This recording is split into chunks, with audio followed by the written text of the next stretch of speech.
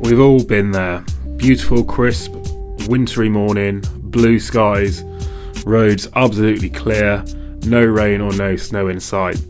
And then all of a sudden, it's as if there's a winter storm inbound and you've got 25 centimetres of snow in 4 hours and you're struggling to drive at 20 miles an hour in your summer tyres. So this is the experience I had in the Peak District 3 weeks ago, and we ended up with almost half a metre of snow in the end. So I'm going to show you how I winterised the van for the North Coast 500 that I'm doing in December to make sure that I wasn't caught. I managed to do all of this for under 500 quid and it gave me really good peace of mind when I went. First thing you're going to want is some winter tyres. Make sure they are winter tyres if that's what you want. Make sure they're load rated appropriately, and also commercial 8-ply tyres for a van. And also for me, I made sure that I got the 3-peak version for Europe, seeing as I'm moving to Germany in 8 months' time. You know, they're super wide tread. These ones cost me £390 all in, with I think a £13 fitting fee, and they were really good. Next thing I bought was snow chains. Now here's a terrible dip for you. I've been to Norway plenty of times and had to fit snow chains going over mountain passes, same when I've been skiing in France, and they're an absolute essential if it actually snows. Now these ones are fitted in 1 minute flat, and I've sped this footage up, it's only 10 seconds long, to just show how easy it was to fit. So it's essential that you get the right set for your vehicle. I didn't use them in the end, but I was super happy knowing they were there in case it did give me another sort of 30-40 centimetres of snow in the Scottish Highlands. These ones are the really good ones. Don't get the carpets, they're absolutely terrible. Spend the extra money, which for me was £78 or £75 on these snow chains, just to give you great peace of mind. Right, so I went to my second favourite shop in the world, which is Euro Car Parts, behind obviously the number one, which is Screwfix, to pick up the Osram Nightbreaker sort of bulbs. These are just main bulbs. Now for these Vivaras, they use the same bulb for the dip down the high beam.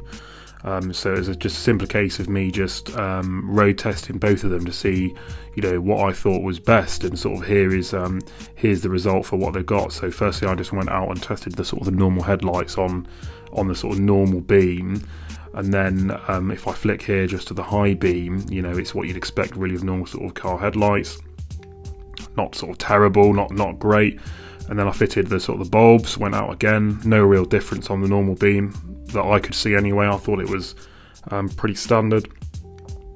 And then it's when I put the high beam on that you really start to notice the difference. So they really do go further, like they say on the packet. And then just by way of side-by-side comparison, here's the sort of the two main beams, which I didn't think really added that much value. And then the high beam, you can really tell that the Nightbreaker really does sort of penetrate the darkness a bit more, and I could see a lot better, and it was clear when I was in Scotland.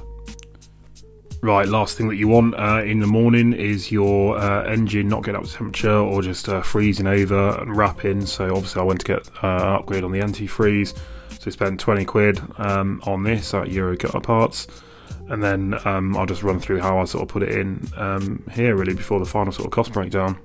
Right, so with the coolant, it's just a simple case of taking off the sort of coolant cap.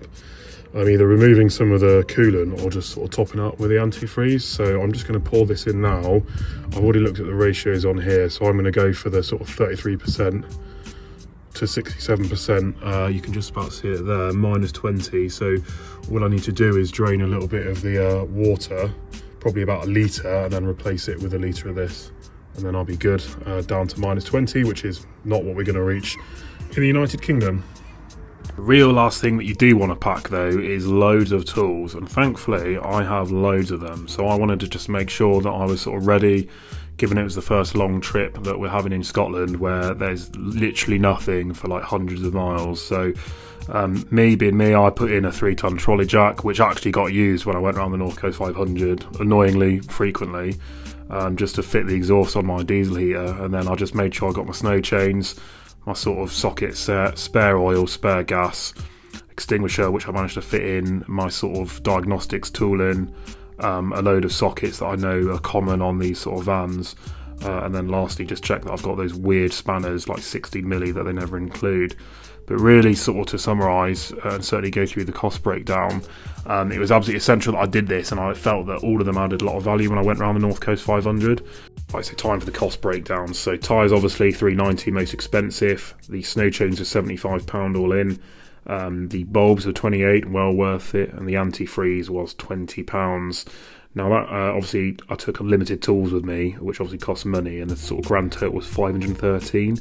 Then I forgot that the tyre fitting was actually £14 call out. So once you take that off, you get £499. Quick maths. So really, it's all that's left to say is it's well worth doing it. I had no sort of complete peace of mind for the whole trip for the 10 days I was in Scotland, and I'd recommend anyone sort of do it at least on the cheap. 500 quid's not super cheap, but you know, it gives you peace of mind. Any questions, as always, just drop them in the comments and I'll just reply to all of them. Thanks again, I'll see you on the next one.